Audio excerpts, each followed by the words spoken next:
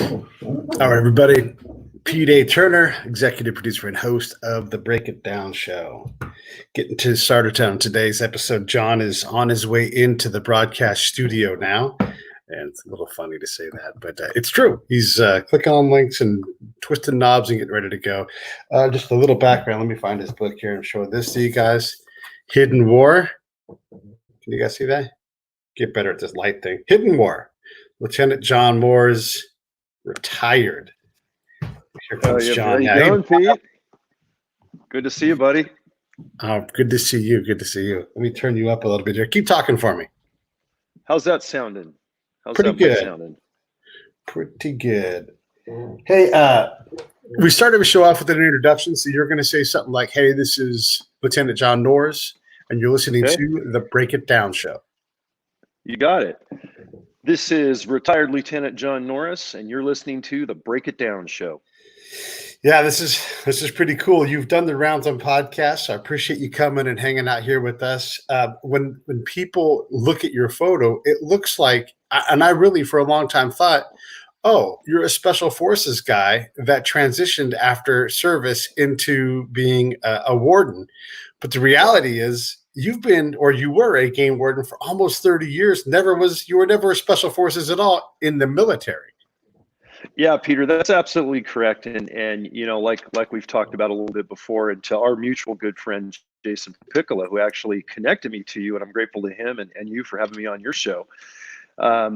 You don't think of game wardens being special operations personnel or SWAT personnel or, you know, anything along those lines. And quite honestly, when I started my career way back in 1992, going to date myself a little bit, I wanted to chase traditional wildlife poachers and do what the traditional game warden does, and very important job that we all still do. But obviously that completely changed when this drug cartel thing got started throughout the country, especially in my old home state of California, where a law enforcement response of tactical operators on the special operations realm as game wardens was necessary. And I was very blessed to be one of the guys to head up the development of that program. And being more effective at stopping damages and destruction to our wildlife, our waterways, and our public violent threats these cartel members pose throughout the entire country. Yeah, it's I'm grabbing your picture right now as we're talking. When you look at your picture, you're a combat gear, and again, it looks like you are in the SF. I mean, you have American flags on both shoulders, with the American flags, both of them going forward as always, and you have a tab that says sniper. When I think about, you know, law enforcement folks, yeah, I know there's snipers, but that's for people who like hold up banks and you want to have someone sit on top of a building and maybe take out a bad guy. But you're a sniper out in the forest. Help me understand that. Yeah, it's kind of a blend. Something we realized we needed as game wardens, especially when fighting the drug cartels or doing anything high risk. One thing the public generally doesn't know, and they're starting to know a lot more since I've told this story and since we've had a lot more outreach through good podcasts like yours, you know, TV mediums, my new books, things like that, is game wardens are law enforcement officers that enforce every part of the law, every public safety law, like our sheriffs, our police. Our specialty is wildlife crimes and natural resource crimes, but we're sworn in every state. We're also federally deputized. So every game warden in every state acts as a federal agent as well for U.S. Fish and Wildlife Service. We also integrate on things like this COVID-19 pandemic, where we jump in with all first responders. If we had a terrorist attack on American soil, we are a force multiplier, trained tactically like every other law enforcement agency. And in addition, many game wardens come from military backgrounds, many in special operations, or they come from other law enforcement agencies where they've been SWAT operators, they've been snipers. I had the privilege of working in the Silicon Valley, where there's a lot of really highly proficient tier 1 SWAT teams and a lot of military special forces elements there with Moffett Field, with our Air Force and our Army special forces groups. And so while I was doing the traditional realm of my career through the mid 90s all the way up until 9/11, when everything changed for us. I was integrating into SWAT training, integrating into sniper schools, becoming a sniper school instructor myself with military and law enforcement instructors, and not the traditional game warden role, but I had an affinity for it. Several people in my agency as well gravitated toward that as game wardens. A retired 20-year veteran of the SEAL teams, as an example, who was my assistant team leader and now heads up the cannabis program in California.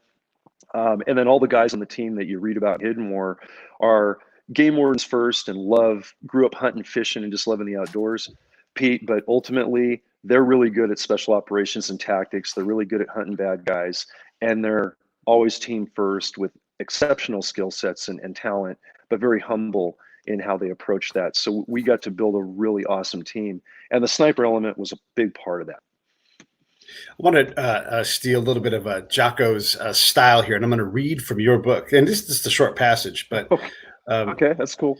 Okay, so the Santa Clara County Sheriff's Office marijuana eradication team, with an allied agency, arrest and eradication operation on a Mexican drug cartel, marijuana grown in densely wooded mountains above the Silicon Valley. Okay, if I take out Silicon Valley, you wouldn't even know where we were. Okay, so while stalking into the grow complex, a heavily armed crew of cartel gunmen ambushed us. And although the gunmen only got one shot off before we neutralized them, neutralized, very nice word, that one shot hit my young partner through both legs, causing massive damage and blood loss. That does not sound like something that happens within 25 miles of San Jose. Right. It doesn't sound California. like anything that happens in America. Yeah. Right. It doesn't add up, man. I mean, you think of that happening on American soil anywhere to any law enforcement officer, much less us being game warden. It doesn't add up. And then you look at the tech capital of the world, and Mon Valley is a very safe, an affluent, kind of a high energy, hustling, bustling Mediterranean climate area. All that. What people don't realize is these drug cartels are hiding in plain sight, as you know now from the books. And because I started everything kind of in Silicon Valley, being a traditional game warden there and integrating with that great team with the Santa Clara County Sheriff's Office, their marijuana eradication team, we realized there was a much darker thing going on in plain sight of the technology capital of the world. And that was a template for the entire nation. What people need to understand is these groups operating from south of the border are embedded in America. They're very well structured. They have a great business model. They're efficient at what they do and very effective. And they're operating in every 50 states on some sort of crime if it's not generating tainted weed for the black market. And it still blows my mind to this day, buddy, to think that, I mean, even though I grew up there and spent the majority of my career there, I'm in Montana now, and I'm just reflecting as I tell this story and fortunately get to get the message out that it still doesn't compute that it happens that close to civilization, especially big urban centers. But it's eye opening, you know, and it's something we need to know. Yeah, it is eye opening when you think about. I mean, look, everybody likes to smoke a little bit of weed, you know, no big deal, right? Except for when the cartel's like, okay, you're going to make it hard to import this stuff. Everybody grows everything in California. Let's just move there. And now you have this, I'll be nice and say, extra legal service that has the ability to get into firefights. I mean, and let's be honest, it's illegal, right? But again, it doesn't make sense that this happens. Is this pervasive because California is such a great place to grow things, or is this also happening in other mountainous areas? And is it tied to the mountains? Yeah, brother, that's it exactly. California is one of only 6 true Mediterranean climates on the globe. So as you know, being a California guy yourself, I mean, we have great weather from, I mean, we hardly get any rain really in January in the LA basin, the Silicon Valley. Our snowpack melts fairly early in the mountains, but the outdoor growing season can really be effective from as early sometimes as late February, March, and go all the way. I mean, we've actually eradicated in extreme situations cartel grows right before Christmas. So California is a weed state. The soil is good, the sunlight's good, the climate, the humidity, all of it's really good. And to your point, yeah, this isn't an anti-cannabis message in any way. As you and I know, California is one of those states that's regulated, and my agency, my old agency, California Department of Fish and Wildlife, is one of the main regulators in, you know, legitimate cannabis production and sales as long as it's done correctly. But this isn't about cannabis. This is about environmental crime. This is about a threat to our public safety. So, and we need to remember that these cartel grows in California and 25 to 27 other states throughout the country will never be legal, even in states that legalize recreational and medical weed. It just never will. These are trespass grows on public and private property. They're bringing in, EPA banned, highly toxic chemicals from Mexico because EPA banned them in America from being used like 20 years ago because they're so deadly. They're felonies to even possess in the country, and they're in every grow site we see on the cartel front. So this goes far beyond cannabis. This goes into some heinous environmental terrorism. And then that's not an exaggeration when you talk eco-terrorism, because that's really what these groups are doing. Yeah, and I want to get into that, but let me work a little bit on the background because that stuff is definitely fascinating and a big piece of what's in your book too. Just trying to wrap my head around the whole process of here you guys are running around in, I don't know, Ford F-150s or Broncos or something, and you're trying to catch these guys. That means you have to have SIGINT, HUMINT, all kinds of ints to know where these guys are. Way back in the olden days, I knew a guy, just like this little gypsy of a dude, who would go and make all of his money for the year cooking for the growth season up in the northern part of California, and he would be cookie for them, and he'd make his $40,000, and then he would take off the rest of the year until growth season happened again, and he'd come back and cook. Right. So here's this harmless guy, but when I think about as a spy, that's my guy. I want to know that guy. I want to be able to give him a little bit of money so that I can, infiltrate into the group. So you guys must have collectors of some kind. Yeah, exactly. And that's, that gets more into the kind of traditional thing we had before the cartels got here in California and America in the early 90s. We had the semi-recreational grower that wasn't really trying to harm the environment, probably cared about the environment a lot. The Humboldt hippie generation, if you will, some of the Vietnam veteran era, guys in my dad's, generation that came back from war and they were just looking to get out in the woods and get away from problems and deal with the PTSD and all of that. And then that, we flipped that thing on its lid early 90s when those cartel groups started in San Diego County in the forests and eventually up to Riverside County, where I saw it grow early on in my career, completely foreign to it, and just on kind of helping Forest Service out to see what they were doing on one of those grow raids. And then further north, up in Silicon Valley, LA Basin, kept going to Oregon, Washington, all the way to the Canadian border. And then they started branching out east, and completely different from the sedate growers that were just trying to grow 40 or 50 plants off the beaten path and divert a little bit of water, to make a buck here and there. Whole different game.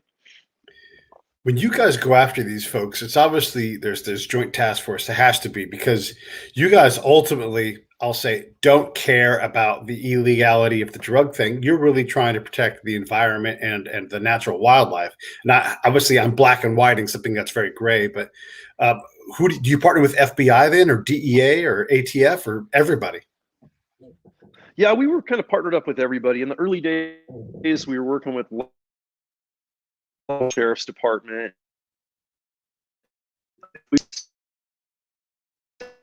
BLM officers are really good operators in the woods. They are on massive tracts of land. BLM Rangers, Forest Service law enforcement officers, or Forest Service Rangers, cover as much, if not more, ground than we do. So we were integrating with U.S. Forest Service a lot. DEA would, work in the weed game a little bit, in marijuana a lot. When we're starting to do methamphetamine, the new synthetic fentanyl that's killing so many people. So it was really limited kind of to those agencies. And then when we made our first tactical unit that was dedicated to this in 2013, like Hidden War, the new book goes into extensively on how that happened. That's when we started to do our own thing and run our own missions, and still work with other agencies, pretty much every day of the week during the grow season. So this was a force multiplier deal. And to your point, Pete, it's never an anti-cannabis thing. It really isn't, because again, we're in a state, talking California, that regulates legal and more cleanly produced cannabis. And I noticed when our team developed and I groups and being that first law enforcement guy to go to 500, 600, in attendance California Growers Association groups and talk about this issue, it was, it was pretty crazy. They don't take it on the run from us. But when they saw what I had to say and I put up the PowerPoint and showed some of the graphic pictures that you see in my book, Hidden War, and different video clips and telling our story and letting them know that, hey guys, if you're doing it right, we're going to work together. This is a team effort. This doesn't have anything to do with cannabis production. This is exactly what we did. I was actually very much blown away by the positive response I got from so many growers.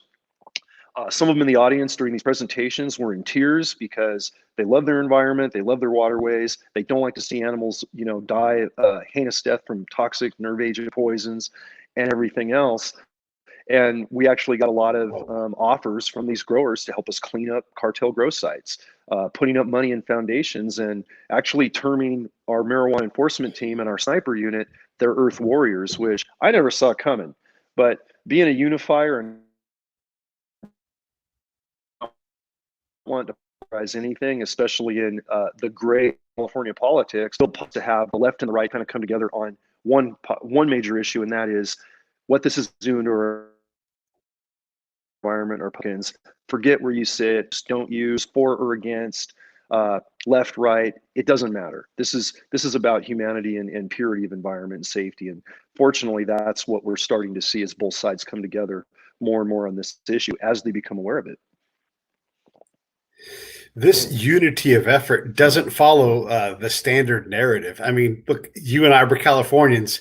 We know you go far enough north, you're going to run into the state of Jefferson, which is not a recognized state, but it's definitely I guess you would say, a libertarian stronghold where folks don't want a lot of federal government in their business.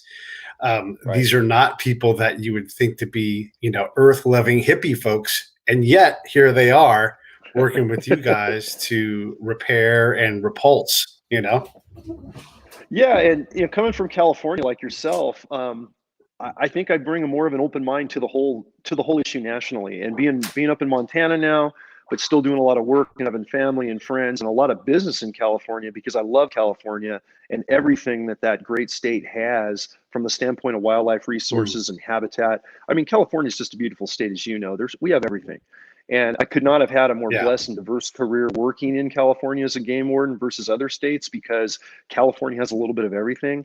And politically, you're kind of juggling a lot of balls there. And like you said, that libertarian concept that you don't have in other states, I think brings a more open-mindedness to the issue. And we look at it beyond drug abuse or cannabis use or any of this thing or the political gains or not gains of regulating and taxation and funding these industries.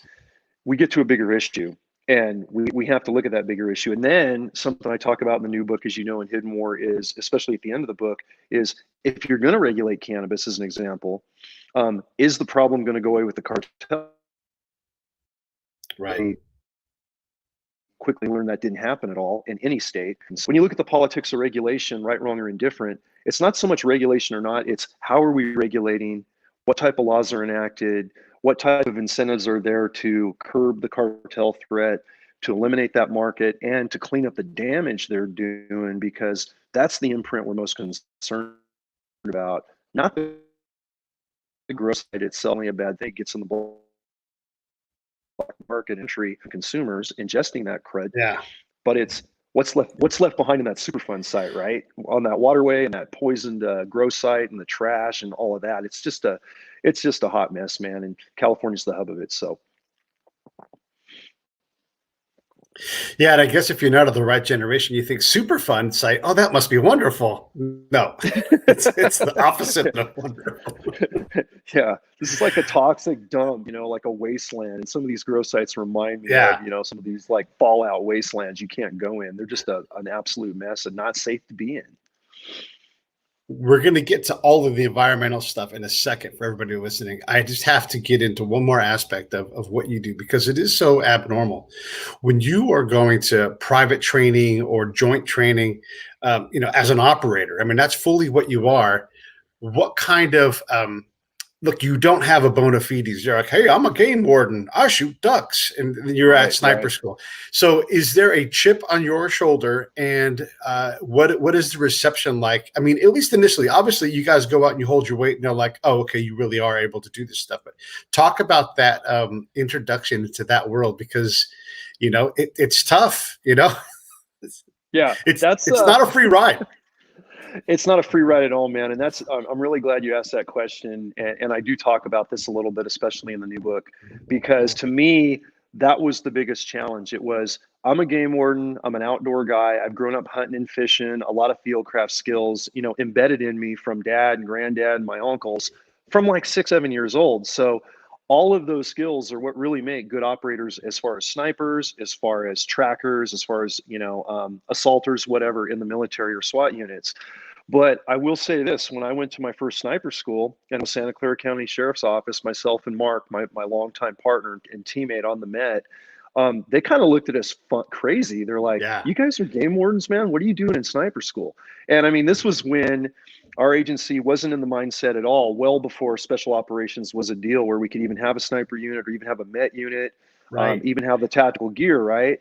And so we, you know, we had built our own Remington 700 PSS sniper rifles and got our own scopes and got our match ammo.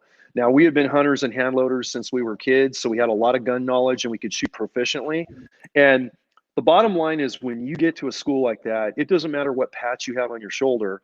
If you're a team guy and you're humble and you're helping out and you're carrying your weight, or you're exceeding, doing more than the other guys in the class are doing, and you're hustling between, you know, shooting strings and running to the target, not, you know, walking to the target to check your hits, and you're shooting well, that that respect instantly is there, and you're not looked at like, oh, you're the Bird and Bunny cop. What are you? You know, what are you doing? You can't be a sniper. So that first school, Pete, and I'll never forget, that was in 2000. That was right before 9/11 hit. And a good friend of mine, and I've talked about him in other podcasts, John Spagnola, was a sergeant at the time and becoming a sniper on his agency in that same school as a student. And he saw Mark and I shooting, and we were shooting well, and he was shooting well, and we instantly bonded that day. And I think because of what he later became as a sniper team leader for Santa Clara County Sierra team, bringing us in, seeing what we could do, that gave us credibility and respect with all these other tier 1 SWAT teams throughout the Bay Area. And so we were informally building the building blocks, putting them in place, if you will, to build the Met unit, to build a sniper unit of our own when the time was right. And that was literally about a decade later. But that's where it started. And if you show up and you do your part and you shoot really well, people start taking game wardens really seriously. And then when you start going into the woods to back them up, if they have to go on a rural call and they're used to doing the flatland city stuff, and, you know, game wardens are quiet in the woods, they can survive in the woods by themselves. They all hunt and fish. They can track human tracks and animal tracks really well. And there's a lot of benefits to that. So it kind of becomes, you know, joint training. We're learning from them. They're learning from us. We're kind of seen as equals. And now we're just partners and brothers and sisters. We're not, you know, lesser cops within a realm that are just kind of showing up to play soldier or whatever some people might think. But there were some growing pains to get to that point. And we just had to kind of be bold and jump in with both feet and let those agencies host some good schools. If they would take us, we would go and work our asses off and prove ourselves. And then we would bring something back to the agency after that. And it was a long process, but a real fun one. And I'm glad I was part of it. I love that you talked about that, because I was reading about that in the book, and I'm like, that's such an easy thing to not even cover. And because like a lot of, I'll use MARSOC guys, for example. Marines have special forces. They're badass dudes, but great MARSOC guys. I know many. Absolutely. Yeah. Yep. Outside of the immediate community, they're not really known. So they often have a chip on their shoulder. And they're some of the baddest people you'd ever run across. But just because, and like pararescue guys from the Air Force, again, these guys are incredible. They're like a defensive, offensive tool, and they're incredibly fit. But if you don't know, just don't know. And so it's easy to earn your way in if you do the work. Like me, like when I'm doing my spy stuff, right? You show up at a site unannounced, to some SEALs, to some Green Beret, Delta, whoever it is. And you're like, I'm here to help. They're like, Roger, your rack's over there. And you're like, you're pointing at the ground. Yeah, But yeah. you do your work, and all of a sudden they're like, "Hey, Pete, come over here. What do you think about this?" And you get brought in pretty quickly, but you have to prove it. But that's honestly that's true for the SEALs too. Like if a new SEAL shows up, you get the benefit of the doubt because you got a trident on your chest, but you have to do the work. You can quickly lose that bona fides by not performing. Yeah, and I've been, you talk about the SEALs and you talk about MARSOC and the PJs, and the cool thing is I've been very, very blessed to work with all of those groups, and I have a lot of close friends in those communities. And I mean, like Moffett Field and the PJs and the Air Rescue Wing, the Yeah. 129th. I mean, they were right there in Moffett Field. They became, a force multiplier. We did tons of missions together on the cartel front. I've worked with a lot of SEAL team members, and both retired and active duty, and having a SEAL team member, on our Met team. Yeah. Another great operational group. And again, always open-minded that if you go there and prove yourself, you're in. And doing the tactics and the Mm. small unit work that we did with and without canines on the Met unit, it is the same stuff that the small special forces units do in small group operations, whether it's MARSOC, whether it's Delta, whether it's, special forces, SEAL teams, the PJs, it's all the same stuff. Yeah. We don't reinvent the wheel. We might customize it a little bit for our particular environment, there in the foothills of California, and how we use our canines, because we don't have as many assets and as many bodies necessarily as a military team. But when it comes down to the tactics and the training, what we were learning from the global war on terror, GWAT, after the 9/11 incident, and what those guys were bringing back when they were coming off a deployment and going into like the counter drug task force with the National Guard and things like that, we were working in real time and learning from military spec ops veterans that were deployed in Afghanistan for 6 months and coming back to the Silicon Valley and working counter drug with us. So when we would share ideas and information, we were on the same page. So we were just able to take those tactics and that directive domestically to fight a domestic threat while they were overseas, fighting that terrorism international threat. So yeah, it was good to get in that mix, but at the same time, you had to prove yourself. And a lot of guys do look at you a little skeptical, like, who are you, man? Yeah. And then here's my other question too: is if you're operating, in a dangerous environment, like let's say north of Lake Almanor by the Feather River or somewhere by Mount Lassen, there's a Right. whole lot of nothing up there. So if something Right. happens, is it PJs that come and get you guys out if you're stuck on the side of a mountain, chasing some bad guy, or is that an internal asset where they life flight you out or do whatever that is to rescue you? It all depends on where we're at and what our air support options are. Generally speaking, and I go into this in the first book especially, in War in the Woods. After that first gunfight, we learned a lot. And there were a lot of things during that event when our partner was shot and we were holding that perimeter and pinned down for about 3 hours before we got an air rescue for him. And we were so close to losing him because of the long delay in air support. What our administration and what the sheriff's office administration didn't realize is you can't bring a life flight helicopter, which is basically an ambulance with a blade, and Right. land it on a mountainside, right? You need a big landing zone. And in this case, it was a church parking lot down below on a road called Hicks Road in Silicon Valley below Los Gatos. But we learned then that had we had more communication and been working with the PJs and the 129th PAVHawk teams at Moffett Field, those guys were like, hey, man, we have our birds spooled up anytime you guys are on a mission. If we're not on that mission with you, we will be there within 30 to 40 minutes max. We have hoist capability. We'll fly into a hot zone. They're a military team. Of course, they're going to fly into a hot zone. Yeah. The Coast Guard will fly into a hot zone. The California Highway Patrol, as an example, have a hoist capability out of their bigger ship and a medic. They're another law enforcement bird. They're going to come into a hot zone. But like Cal Fire that rescued us that day, some of these, other fire agencies or surveillance agencies or even law enforcement agencies that have helicopters, and the Silicon Valley is full of them, none of them have capability to rescue anybody on the ground, and they won't fly into a hot zone. So having the military asset of Moffett Field there in California, and then Mather and all the different bases in Northern California, Southern California, it's interesting to think that California has so many good domestic military resources that are working domestically to support our operations on the ground. And that changed the game for us of where we went with ops plans. We always had a backup within 30 minutes if we had ever had another horrible incident like the shootout in 2005. So we're much better equipped now, but that's a really good point you bring up. You have to have the same air assets that you do almost in wartime overseas to do this type of job. And that's why game wardens became special operations professionals, so we could stay safe doing it, because we were undergunned, we were outnumbered, we were under equipped, and we were under supported when this thing started. And that's something after that first gunfight that I informally tried to push and develop for the agency. And having good leadership like Nancy Foley and Mike Carrion later, the two good chiefs that saw that we needed to stay in this game, even though we were getting a lot of political pressure and even internal traditional minded, administrators in our own agency saying, what, that game wardens don't need to be doing marijuana jobs. That's garbage collection. Why are we out doing drug cases? They weren't seeing the bigger picture environmentally, and it just wasn't a comfortable place in their mind for us to go to be a progressive agency. And a lot of us thought differently, and now we do it all. So we're very lucky to be more diverse, I think, and have something we've learned through growing pains and making a lot of mistakes to save other states the same problem as they're learning. And that's what I'm doing on the national circuit now, is working with other agencies, whether they're game wardens, wildlife agencies, narcotics departments, and speaking all over the country right now to push that thin green line conservation message, and also say, guys, let me tell you all the mistakes we made, all the political,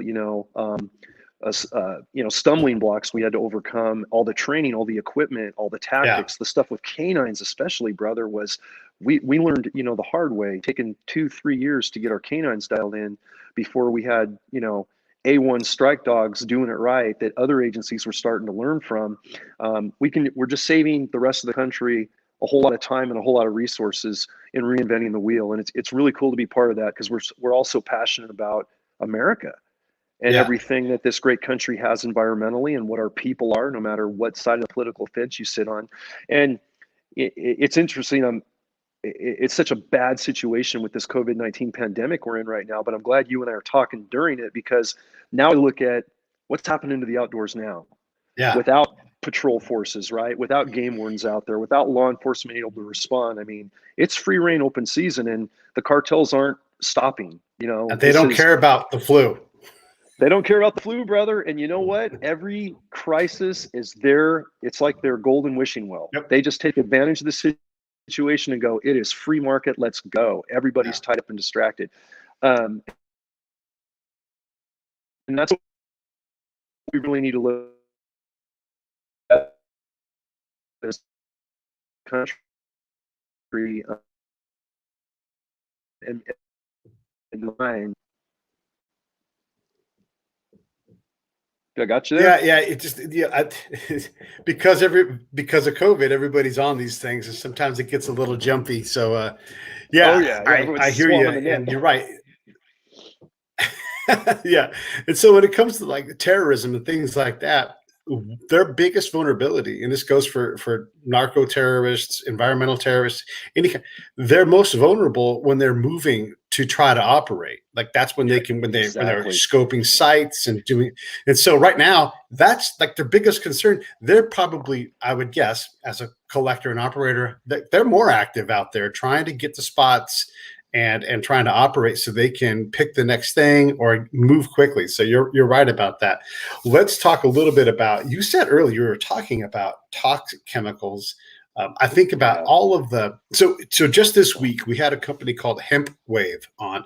And one of the things they're trying to is get in front of the farming process so that farmers can, one, catalog where their crop comes from and say, hey, in this region, there's a lot of arsenic in the soil. And so instead of creating the whole economy, that one silo gets dealt with, and you do some, you treat the soil or whatever it's going to be to deal with, because hemp tends to gather in all of the heavy, nasty stuff like arsenic, mercury, all that kind of stuff. So they're working on trying to, provide a baseline so we know what 0.05 something of something is. We know like this area has a government compliant product instead of these atypical things, so that we all, it's funny, like we always want to say like GMOs and knowing what you put in your body, but we'll put anything on our body from GNC. We'll smoke any weed. Like there's no problem. So talk a little bit about this. I love the environment. I'm all about it. We've had Dr. Stephen Running on the show a couple of times. He's a UM guy. He's a professor emeritus. He's a climatologist, and he's the most practical guy ever. He's like, hey, not everybody can ride their bike to work. I can. I live 5 miles from work. I live in Missoula, But This stuff is some heavy stuff, and you're not doing like the big long term, like save the ocean. You're like right now, where this poison is happening, where these animals are dying, where this water is being diverted, we're acting. So give us the whole laydown on all of that stuff. Yeah, the one thing is, and to your point on the hemp groups, really looking at what is being absorbed into the weed that's going on the legitimate market. Right. I'm really glad to see groups doing that. I'm seeing so many organic farmers and the certification and the testing of organic versus any type of pesticide, far more sedate than the stuff I'm going to talk about in a minute. But even our cannabis industry in California are leaps and bounds ahead of where they were 2 or 3 years ago, even when we first started regulation. And that's been a real positive side of the regulation side of seeing everybody environmentally conscious from the ground up. On the cartel side, though, you're looking at chemicals that we created in this country for legitimate agriculture back in the 50s and the 60s, and products like carbofuran, metaphos, qfuran, that basically are nerve agents and they're anticoagulants, and they're made to keep any insect, any animal, anything off of a plant to harm that plant, before consumption and harvest. So the stuff was deemed completely unsafe, even in way diluted doses on our crops 20 years ago by the EPA. So they were banned from general use throughout the country by the EPA. And then the California Penal Code and other codes throughout the country have made it a felony even to possess these chemicals without special licensing and to have them on private or public property. So they're not available in the US, but they are available in third world countries. They're hubbed in Tijuana, where the cartels get them into Tijuana. Besides the grower, smuggle across the border illegally, because all the infrastructure, the grow locations, the infrastructure for water diversions and camping gear to sustain a grow site and growers, it's already in place on this side of the border by inter-American cartel operatives. But the banned poisons, which is kind of their, it's kind of their golden ticket to making really effective weed without having animals eat the bud or tamper with it, they're bringing that stuff across. I mean, hundreds and hundreds and thousands of gallons of this stuff every grow season, annually, every year, and it's getting on all the plants. And to put it in perspective, Pete, this is kind of one of those stats that still is very alarming. A 12-ounce bottle of Furadan, let's say, which is a crystal-like powder substance, was originally designed to be diluted with like 5,000 gallons of water before it was sprayed on any agricultural plant, in America. And even when EPA did all of the testing on that, it was still deemed too toxic to be on our agricultural crops for consumption by Americans.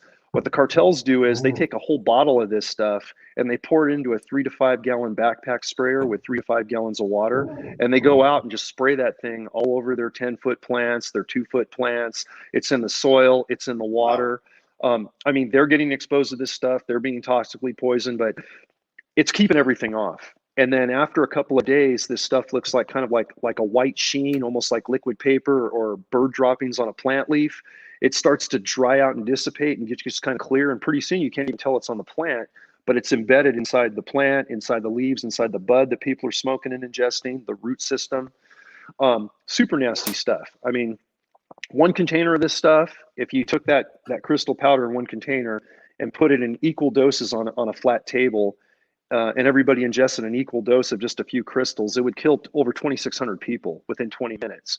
A 400-pound black bear from 2 tablespoons of this stuff has a nervous reaction to seizure and respiratory failure within a couple of minutes. So the amount of dead animals, tainted animals we see is flipping crazy in the grow sites. And then give us an idea of what that is, though. I mean, flipping crazy. Be more graphic than that, please. I'm glad you asked that. So for instance, we would go into a massively toxic site, say a 20,000 plant grow with carbofuran on all the plants and at the base of all the plants in the waterways. And we see somewhere in the neighborhood of 25 dead cottontail rabbits, blue jays, red-tailed hawks. You might see a black bear or 2 killed. You might see a deer. We've seen gray fox. We've seen mountain lions, which is a protected animal, as you know, in my old home state of California, especially during those drought years we had back, the mid 2015 era. So we started to see that. Now, when we started working this stuff, the thing that was just crazy is we didn't know this stuff was on the plants or how deadly it was. So for years, we were we were raiding these grow sites. We were tackling and having foot chases and fights with growers that were armed but also had a backpack sprayer of this stuff on.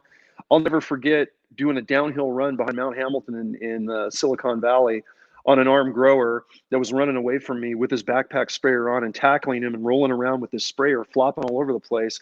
And thank heaven it didn't breach or burst or spray, because I would have been contaminated. We just didn't know what was going on, and that was back in those early Santa Clara Met days. But when we started to learn how bad this stuff was, we had a couple of federal officers on the Forest Service side that were exposed in a state back east and almost died from it. We had some officers in California that were on our camp program, our annual helicopter eradication teams with Department of Justice that were exposed, and they weren't hospitalized, but headaches, sinus failure, just things like that, and going through the protocol. So protective protocol for the federal level and the state level has grown 20-fold since in the last 5 years. We're really careful. We do blood tests several times a year as operators to find out if this stuff's in our system at all, or we've been exposed.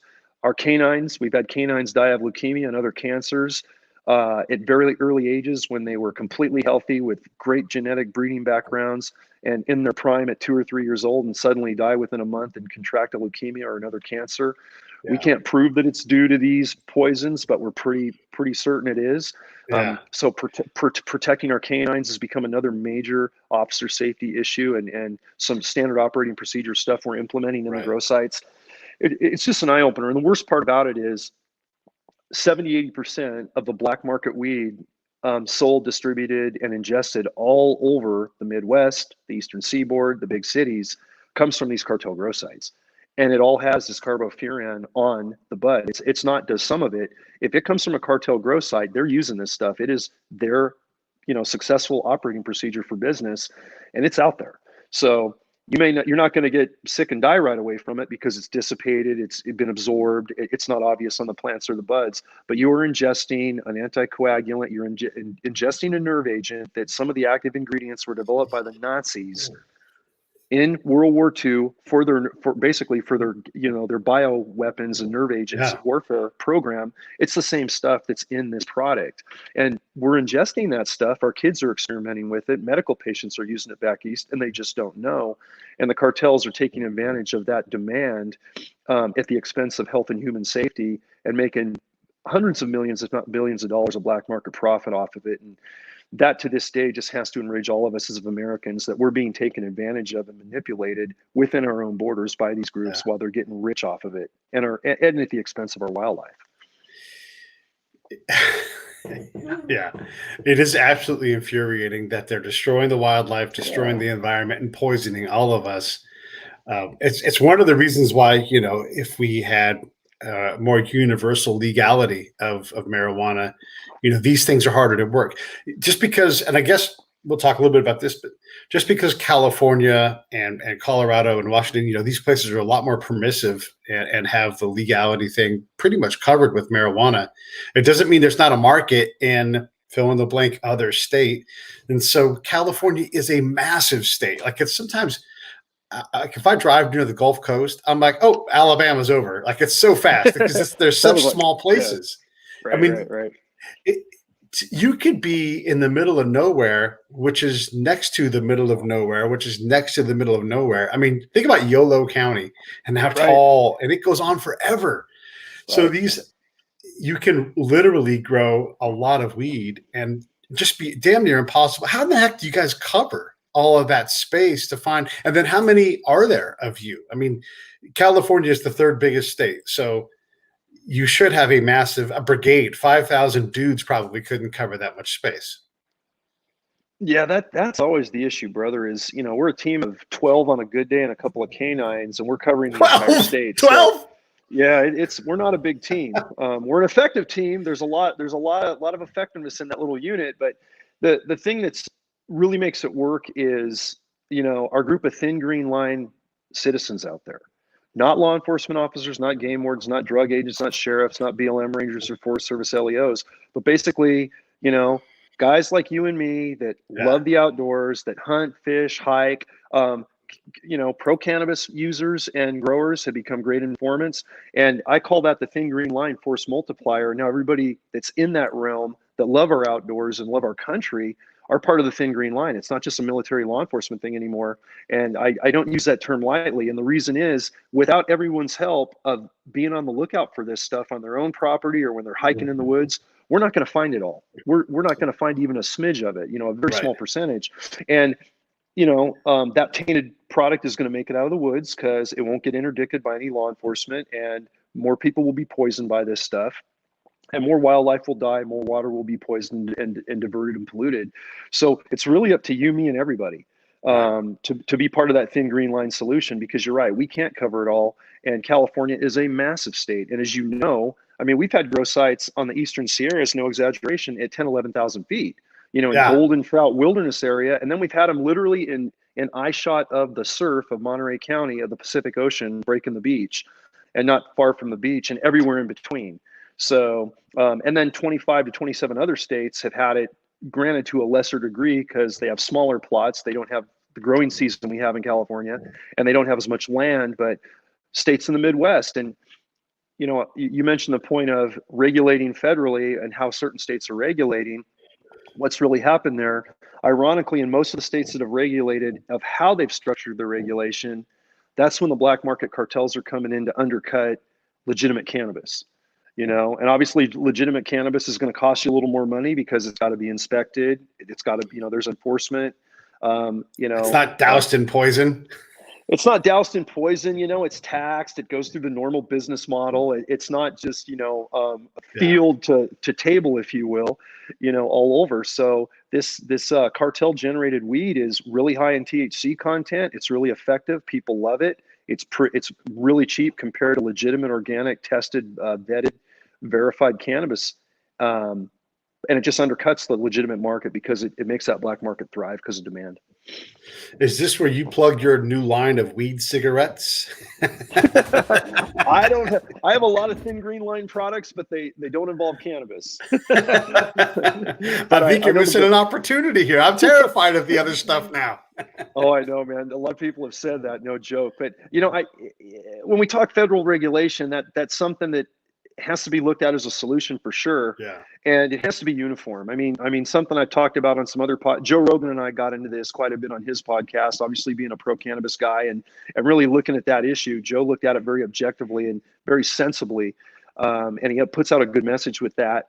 But we got to look at not only regulating, but how are we regulating? Yeah. Are we helping or inflaming the black market for cannabis? Yeah. Are we making, adjoining states to a state that regulates now a complete black market state based on legitimate stuff slipping across state lines illegally? And you're right. We can't piecemeal it throughout the country. We have to have a national solution, brother. Yeah. And we have to all adhere to some guidelines to get the back of the cartel broken and have enough organic, safe product out there for those that want to consume it the right way.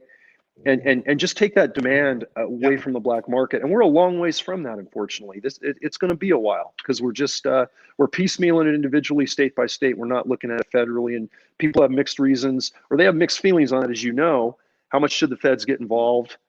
Can the states do their own thing, especially in our old state of California, how we like to operate? And I don't think that's a good solution. I don't think that's going to get us anywhere to solving this problem anytime soon. It's going to be a lot more years before we finally get there. These numbers never work as smoothly as we want them to work. But if you look at all of the death and destruction that's caused by a tainted marijuana product, it's got to cost more per bud. It's just that cost is spread in human lives and, wiping out whole populations of rabbits. And granted, rabbits can hump all day, but, we can't continue to kill them indefinitely. How about black bears? And it's already hard enough for any of the mountain lion family of cats to survive, especially in California. I mean, they're trying to build bridges for these things so they can get from one population area to the next for them, their population area, because the inbreeding that happens. It's already hard enough for these things to survive. It's shocking that this is happening in our own borders. It's man. And by the way, thanks for doing that. Thanks for taking on that risk, going into unknown spaces, and tackling people with chemicals. Holy shit, man! Thank you for your service. Pete, thanks so much, and not only for the support, and we all on the Med and in the Game Warden Thin Green Line front appreciate that support from you, but I want to put that thanks back on you for being part of that Thin Green Line through a podcast format, through live broadcast, because I noticed until I retired and we got this second book out and I could speak a little more freely without political, constraints of California or whatever, but being able to take it nationally and spread the word nationally, how much more effectiveness we're having in education, in policy, in training, in outdoor safety. And really that's going to solve the problem a lot more than just one team running around in California making a dent, right? So thank you for it. Thank you for the support. And you hit a really good point that we don't talk about, and very few people look at, is what are the costs to American taxpayers for this cartel threat? And you hit it on the head. When one grow site goes into a national forest and they trash that grow site, think of the hundreds of thousands, if not millions of dollars it takes for the game wardens, the Forest Service LEOs, all the allied agencies to come together, the helicopters they need, not only to go eradicate that poison product safely with all the hazmat, the PPEs and hazmat protocol we got to have, and then officer safety and tools and equipment and training and salaries that goes into guys like me and my team members and everybody on that front. And then you got the cleanup, right? You got those the reclamation phase, we call it the garbage collection phase, that some people think it is, the dirty job. That's really the most important part, because it's getting all that crap out of the forest and restoring the waterways. You mentioned endangered species and you hit it on the head with the mountain lion, but we have the Pacific fisher that was almost extinct, that Dr. Murad Gabriel and Greta and IERC, that group, that NGO group that works closely with us, actually got scientific data on the last couple of years. And we were so close to losing that animal because of just cartel grow sites in California. And then the steelhead trout fishery, red-legged, yellow-legged frog, all these sensitive species that people don't realize are on the chopping block to almost be extinct. One grow site could decimate a whole population for a quarter of the state or more. The costs are millions of dollars for just a few grow sites when you finally get to the end of that chain of that reclamation cycle, and it is costing us a ton of money and a ton of environmental destruction. So we need to think bigger scope, right? And you just hit it on the head, and driving that point home really helps. So thank you for that. Yeah. Well, I mean, I know when I was in the Army, you'd be in a brigade staff room and let's say there's 40 people in the staff meeting. You've practiced it twice, right? Right. I'm not cheap. Nobody in that room is cheap. We all have secondary degrees. And so these are literally $1 million meetings, as you sit there. And so every time you guys have to plan this operation, you're talking multiple $1 million hours, because having that helicopter on station with people qualified that can fly, oh, by the way, there's a storm, and all of these assets are brought to bear on this one tiny little piece of California. It is fantastically. Anytime you put anybody in a helicopter, it's $500,000. Easy, like it's just add those zeros. Yeah. It's I mean, blade time, it baffles me what a helicopter costs to run for a day, and then all the money, like you just said, around it for weeks to build up to that operation, landing zone, fuel trucks, logistics support, picking out the right LZ. And we're $1,000 an hour is like the bonus cost of a ship for a day of just fuel and operating the hour they operate. So and everything's helicopter based, as I mean, just like the military, we thrive on air support. We cannot do an effective job of cartel hunting and cannabis eradication and without great air assets. And 90% of those assets are ships, helicopters, and it's a lot of money that we're trying to actually fund outside of agency funding right now through NGOs, through foundations, grower groups, conservation groups, patriotic groups, you name it. We run out of money every year on the helicopter funding front to get the job done, and we don't completely get it done because of those costs. So that's something people don't realize, I think. Are you guys federal agents, or are you guys California? We're California state agents under basically, the governor's office, statewide, and then we're also federally deputized, and we have federal IDs from U.S. Fish and Wildlife Service to be deputized to handle anything interstate or across state lines as needed. So we're sworn and paid by the state, but we have federal authority as well as U.S. Fish and Wildlife agents, kind of adjunct to the federal agents that are assigned federally. When we make our movie, the fictionalized version of this, and some guy like we'll say, Bo Darville, bandit, driving his Trans Am. I'm driving my Trans Am. Yeah. When he's like, ha ha, and he drives from Susanville across into Nevada, you're going to take your hat that says California Fish, and you're going to go, Yep. now I have my federal hat on. You're still under arrest. Yeah, I'm just going to change ball caps, man. Just like, hey, game wardens are jacks of all trades anyway. We do so many, so many unique jobs. We have no problem changing our hats. We'll do whatever we can to protect our wildlife. Yeah. But I left the state. Good. Yeah. Now it's a federal crime. Right. Hey man, listen, I appreciate you coming on and spending this time with me, especially during crazy ass COVID season. It's a remarkable tale, and I literally had no idea. I've been learning about human trafficking and how devastating that is, and then all this stuff with the cartels in California and other places. Just the environment, it just blows me away that this is, I'm blown away by all of this realization, and I appreciate you coming on the show. No, thanks a lot for having me. And to your point on human trafficking, something I haven't mentioned in this broadcast yet is we need to remember that these cartel groups that are running the tainted cannabis operations throughout all of America, they're from the same groups and same families that are human trafficking in all 50 states. They're producing methamphetamine in the winter when you can't grow weed. They're into fentanyl production. There's some gun running in certain states. We've narrowed down this infrastructure of cartel groups to every criminal enterprise they can be in for profit. Human trafficking is right up there with the drug trade, as you know. It's heinous, man. So when we're stopping one group, from poisoning our wildlife and wildlands on a cartel grow, we're actually hitting that group effectively to take a chunk out of some of their efforts on human trafficking for that particular cell and for methamphetamine production. So this goes beyond tainted weed, and I'm glad you brought that up because I forgot to. But you're right; it's a heinous operation going on within the nation, and certainly want to let your listeners and viewers know if anyone has questions on this stuff, or being a game warden is a career, or want to learn more about it, or want copies of the book or a signature knife, or just want to follow my Instagram stuff as far as these updates and these education pieces, reach out to me anytime. I take direct messages all day long. We're mentoring a lot of young adults into getting into conservation in green line jobs, and that is just a blessing, a privilege to do. And you're helping with that by putting the word out, and I really appreciate it. Yeah, no worries at all. And just to be clear on all of this stuff, like the cost of this stuff, people that have died from fentanyl intoxication are Prince. I think Whitney Houston is just tied to that. Tom Petty. These are people that could legitimately still be with us, but they got a hold of something that was tainted with fentanyl.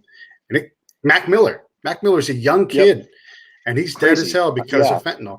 And this is not because they were doing things that would give them an overdose. They were ingesting something that they had no idea what was in it, and it literally it killed them. Yeah. I mean, just like that. Think of how many law enforcement officers handling this stuff, even with PPE equipment on, that are getting dosed by an overdose of fentanyl in a drug seizure. We're seeing videos of that up on Instagram. I'm hearing from allied agencies all over the country that are dealing with this, especially in the Midwest. And this is all, the cartel have found another great market in making this fentanyl because the demand in America is here. So they're in that, and they're not making clean fentanyl, just like they're not making clean weed, man. The cartels are not organic. They're, by any means, and they don't really care about human health. They just want that profit, and at the expense of lives, and that's no exaggeration. So it's something to look at a lot deeper nationally and pay attention to what we're buying and ingesting if we're consuming on that black market. Yeah, it's we dug into part 2 of our episode already. It's we can continue to go on in that because it's part of this whole system. And you have folks, and when we make fun of President Trump for going after MS-13, but there's a lot of reality on the ground that like these folks are really out there. They're really causing problems, and if we don't take it seriously, if we get more than 12 of you for the third biggest state. I mean, I can't imagine there's nobody. Well, I guess Alaska's pretty hard to grow things in. But either way, though, 12 is just not enough. There's no way to keep up. It's not enough. And, when you start to look at the pictures of hidden war of stuff going on and how heinous these poisons are and what these bad guys look like, in the foothills of, say, Silicon Valley, on a wildlife refuge in Ohio, down in the Southwest somewhere, up in Oregon or Washington, as an example. It's mind blowing, and it's scary. When Americans read the new book or hear a podcast and watch you and I talking about this stuff, they're like, "Is that really happening? Yeah. I can't believe this." And when we launched the book last April at the NRA annual, and Oliver North is one of the primary endorsers of the book, and Ollie took the time to read the book in his busy schedule, and we know what his career was all about. He's a hunter and conservationist and loves wildlife. And his statement to me, Pete, was crazy. He goes, "John, as much as I dedicated my military career in trying to keep that foreign issue out on the drug front or whatever, look, I can't believe this is happening to this depth in America. So we need to get this message out." So that was cool to push the message, but I would have figured someone like that would have known more about it. And it gets to what our administrators really know, how deeply actual data that's contained in cannabis, everything else these groups are doing. So we need to keep pushing. We need to keep adding effort to stop it, for sure. Yeah. Yeah. There are 27 counties in California. And one of them, San Bernardino, is basically the size of Indiana's probably got 10,000 miles on it, but it's basically the size of Indiana if you cut 10,000 square miles off of it. It's an enormous county, and 12 people can't cover 27 of these things. It's just no way. There's just no way. All right, man. Well, listen, thank you very much. I really appreciate you. And let's come back and do another one soon. Yeah, we need help, so we'll keep spreading. Having on, and we'll look forward to talking to you again. Yeah, you too, man.